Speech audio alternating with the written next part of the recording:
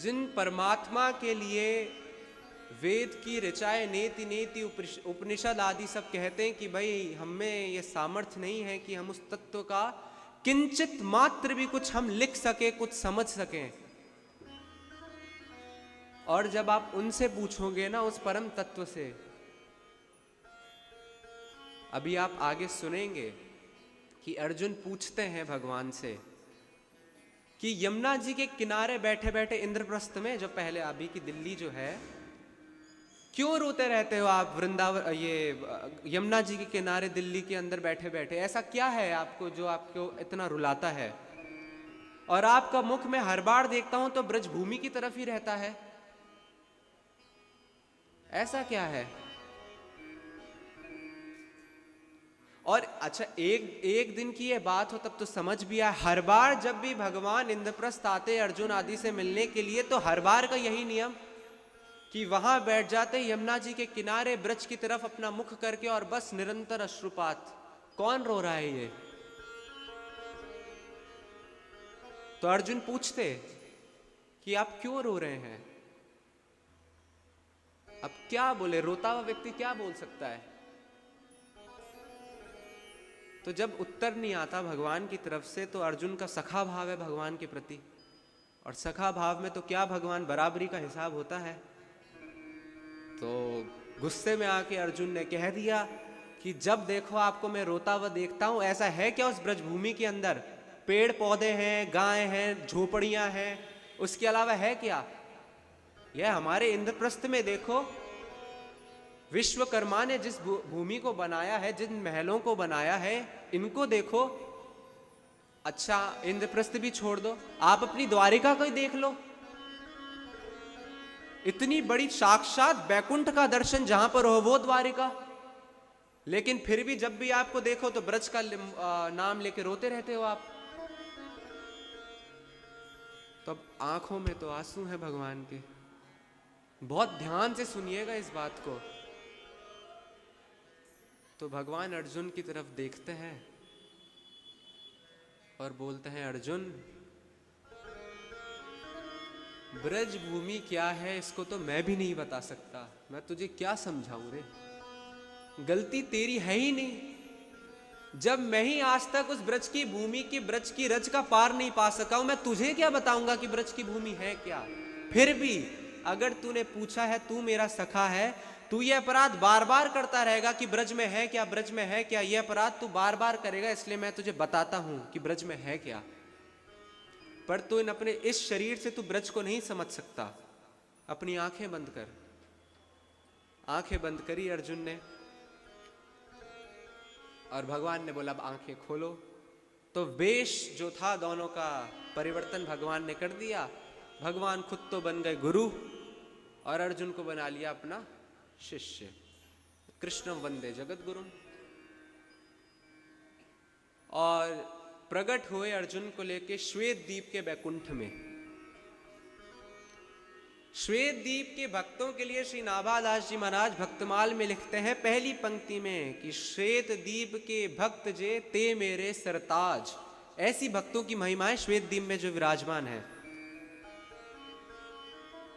अब बैकुंठ, श्वेत द्वीप के बैकुंठ में भगवान ने अर्जुन को प्रवेश करवाया, और चलते चलते चलते चलते अर्जुन और भगवान ने क्या देखा कि एक बड़ा बाहरी पहाड़ बना हुआ है, सफेद पहाड़, और ऐसा लग रहा है कि न जाने कितने चंद्रमा का उसमें उजाला है, ऐसा वो दिप दिप दिप दिप वो पहाड़ कर रहा है।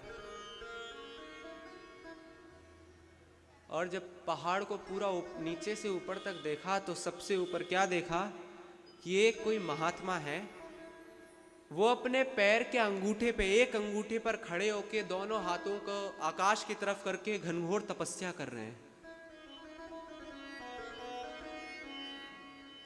तो भगवान ने कहा, अर्जुन जाओ, हम तो गुरु हैं, हम तो चढ़ेंगे नहीं। शिष्य का कर्तव्य होता है, आपको चढ़ना पड़ेगा। हम तो भाई गुरु मेहनत थोड़ी करता है, आप चढ़ो।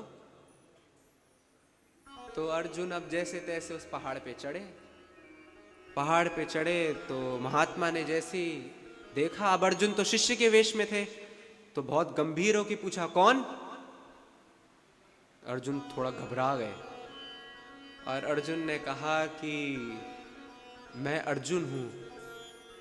अच्छा, बोले भगवान कृष्ण आए हैं। भगवान आए हैं, जिनकी तपस्या मैं कर रहा हूं वो आए हैं। कहां है? बोले नीचे आपकी प्रतीक्षा कर रहे हैं, चलिए।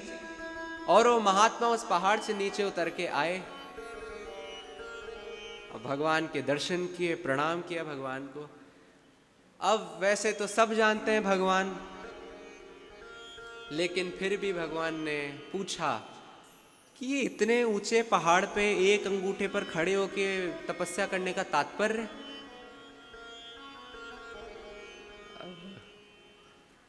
उन महात्मा ने कहा कि ये पहाड़ पत्थरों का नहीं है भगवान, ये पहाड़ हड्डियों का है। हड्डियों का पहाड़ है? तो महात्मा कहते हैं, हे भगवान, 60,000 करोड़ बार मैं जन्म ले चुका हूं। कितनी बार? 60,000 करोड़ वर्ष नहीं, बार, इतनी बार जन्म ले चुका हूं। हर बार जन्म मैंने यहीं लिया है, तपस्वी के वेश में ही लिया है। और 60,000 करोड़ वर्ष से मैं यही तप कर रहा हूं कि मेरे को ब्रज की रज की प्राप्ति हो सके, मेरे को बस ब्रजमंडल के अंदर प्रवेश मिल सके। मैं बस इसी की लालसा रख के इतनी तपस्या कर रहा हूं। तो आज आप मेरे सामने आए हैं, तो हे ब्रजनंदन, आप मुझे ब्रजभूमि प्रदान करें।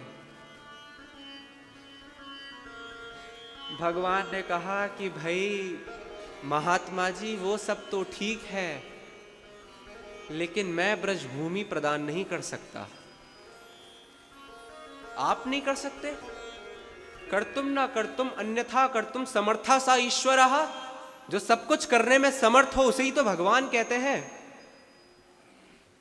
और आप कह रहे हैं कि आप कुछ नहीं कर सकते। तो भगवान श्री कृष्ण कहते हैं कि देखिए, ब्रज भूमि अगर चाहिए ना, तो ब्रज की रज की प्राप्ति तो केवल श्री किशोरी जी की कृपा से ही हो सकती है। इसके अलावा और कोई उपाय ही नहीं है। अगर मेरी कृपा किसी पर पूरी हो जाए ना, तो इतना समझ लो कि केवल ब्रज के अंदर, वृंदावन के अंदर मैं ज्यादा से ज्यादा 3 दिन का वास दे सकता हूं। 3 दिन से ज्यादा का वास अगर कोई ले रहा है तो ये केवल श्री किशोरी जी की कृपा से ही संभव है। आप अगर कहो तो मैं आपको बैकुंठ दे सकता हूं, आप कहो मैं आपको गोलोक दे सकता हूं, लेकिन अगर आपको वृंदावन चाहिए ना, तो ये तो केवल उन्हें ही प्राप्त होगा जो श्री किशोरी जी के आश्रय में है। ये बात अर्जुन को वह समझाने के लिए भगवान यहां लाए हैं कि ब्रजभूमि की क्या महत्ता है।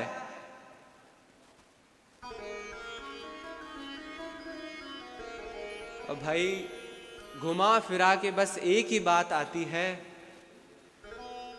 कि जैसे भी हैं, अगर किसी को वृंदावन मिल गया है ना, तो उसको और कुछ पाना बाकी है ही नहीं।